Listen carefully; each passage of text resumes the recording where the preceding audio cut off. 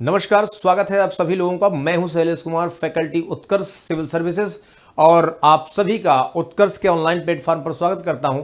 दोस्तों, आज हम लोग बात करेंगे कि यूपीपीसीएस में प्री में क्या क्या चीज़ें महत्वपूर्ण हैं और आपको उसी में से पढ़ना है और सारे क्वेश्चन लगभग वहीं से आएंगे। तो चलिए हम लोग बात करते हैं कि क्या इंपॉर्टेंट चीज़ें हैं, यूपीपीसीएस को कैसे क्रैक किया जा सकता है, प्रीलिम्स कैसे क्रैक किया जा सकता है, उसमें क्या चीज़ें ज़्यादा इंपॉर्टेंट हैं। तो जैसे आप देखें कि पीसीएस में ज्योग्राफी के संदर्भ में मैं बात करूंगा स्पेशली। तो जो ज्योग्राफी है वो बहुत एक महत्वपूर्ण एक खंड है। जब आप बात ज्योग्राफी की करते हैं तो ज्योग्राफी जो है एक बहुत महत्वपूर्ण खंड है। और आप देखें, जब यूपीपीसीएस की बात हम लोग कर रहे हैं, यूपीपीसीएस की बात कर रहे हैं और विशेषकर इसमें प्रीलिम्स की बात कर रहे हैं, प्री एग्जाम की बात कर रहे हैं, तो इसमें आप देखें जैसे ओवरऑल आप देखें जीएस के क्वेश्चंस होते हैं, वो जीएस के इसमें टोटल जो क्वेश्चंस होते हैं वो होते हैं 150 क्वेश्चंस।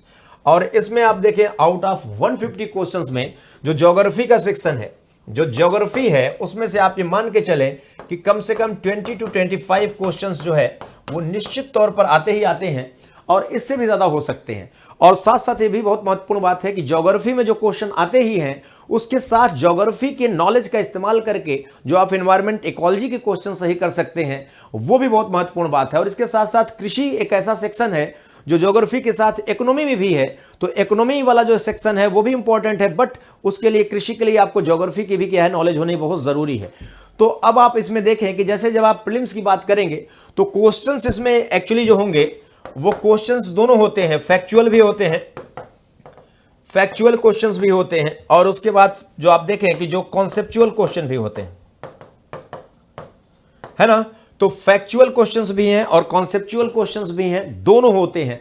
अब आप जब देखें कि भारत का भूगोल और विश्व का भूगोल दो सेक्शन में अगर आप बांट के देखें तो इसमें भी एक प्रकार से आप इसको समझ सकते हैं। जैसे आप देखें कि जब हम बात करते हैं ज्योग्राफी की, और इसमें आप देखें कि जैसे वर्ल्ड ज्योग्राफी की अगर हम बात करें, वर्ल्ड ज्योग्राफी की बात करें तो वर्ल्ड ज्योग्राफी के कई सेक्शंस हैं। जैसे एक तो आप देखिए जो बेसिक भूगोल है, बेसिक ज्योग्राफी है, वो भी है जो बेसिक जियो है ना। इसके अलावा आप देखें जो लिथोस्फीयर है, लिथोस्फीयर है। इसके अलावा आप देखें जो एटमॉस्फेयर है, एटमॉस्फेयर। इसके अलावा हाइड्रोस्फीयर है, हाइड्रोस्फीयर के अलावा आप देखें कि जो रीजनल ज्योग्राफी है, जो रीजनल ज्योग्राफी है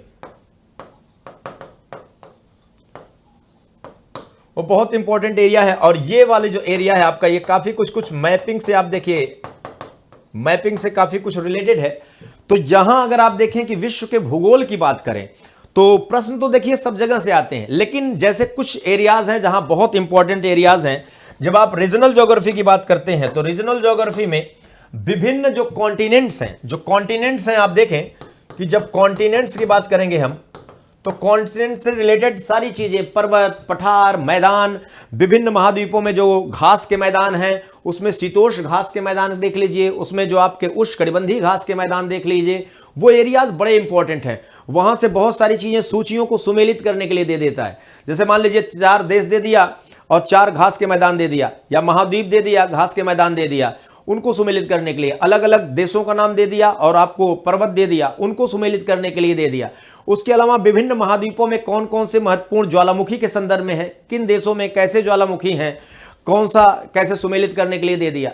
साथ साथ उसमें देखिए कई बार सक्रिय ज्वालामुखी, प्रसुप्त ज्वालामुखी, मृत ज्वालामुखी किस प्रकार का है, ऐसी चीजों को भी दिया जाता है। तो रीजनल ज्योग्राफी से रिलेटेड जो मैपिंग वाला जो सेक्शन है उसको जोड़कर पर्वत, पठार, मैदान, घास के मैदान, झील, नदियां, वो बहुत इंपॉर्टेंट सेक्शंस हैं। वहां से काफी सारे क्वेश्चंस आते हैं। तो इसमें आपको मैपिंग के थ्रू समझाया जाएगा, भूगोल का जो पक्ष है मैपिंग के थ्रू आपको बेहतर तरीके से, ताकि एकदम आपके मानसिक पटल पर उसका पूरी तरह से आप देखिए एक चित्र बन सके और आप उसको एग्जाम में जाकर बेहतर तरीके से कर सकें।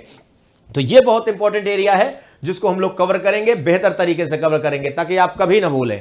ठीक है, तो ये एरिया। इसके अलावा आप देखिए जब आप हाइड्रोस्फीयर की बात करते हैं, जो ये सेक्शन है जिसको हम जलमंडल कहते हैं, तो हाइड्रोस्फीयर की जब हम बात करते हैं तो हाइड्रोस्फीयर में कई सारे सेक्शंस हैं, बट इसमें जो ओशन करंट्स हैं वो बहुत इंपॉर्टेंट सेक्शन है। जब हम ओशन करंट्स की बात करते हैं, ओशन करंट्स की बात करते हैं तो ये बहुत, this is very important sections.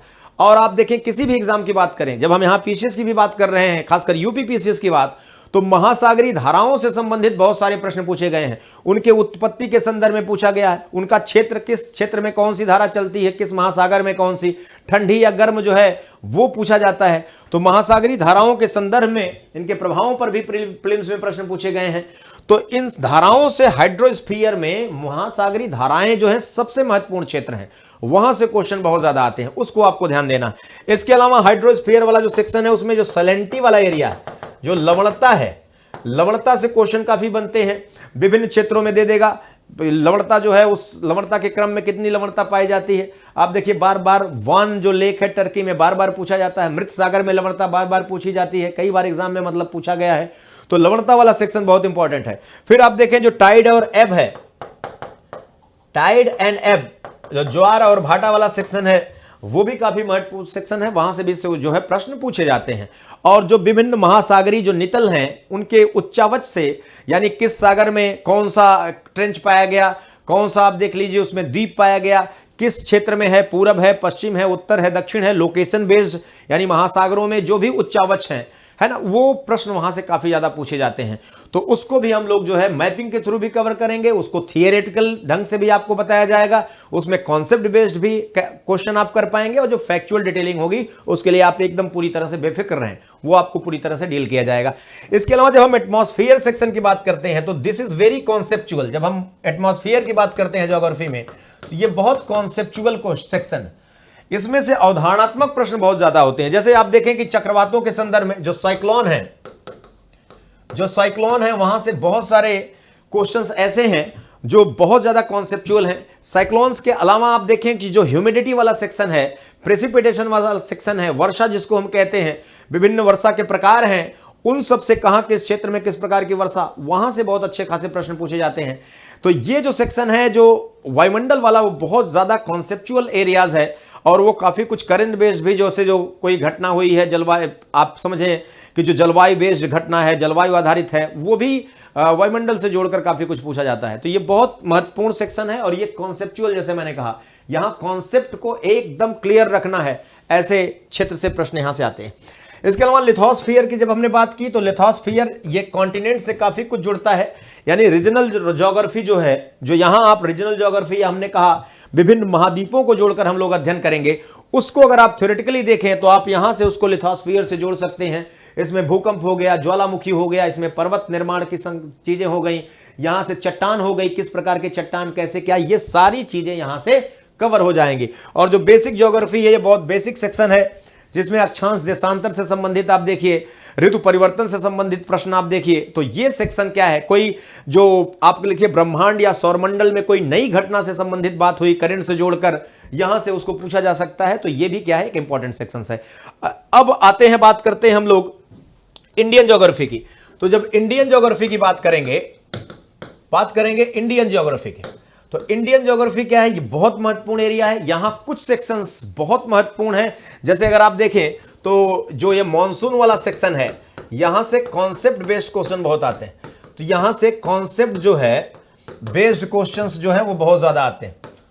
Concept based question यहां से बहुत ज्यादा आते हैं, मॉनसून वाला सेक्शन। कई आप देखिए पिछले काफी 2-3 सालों से आप देखें तो मॉनसून से जो क्वेश्चन आ रहे हैं यूपीपीएससीएस में, वो काफी कुछ यूपीएससी लेवल के हैं।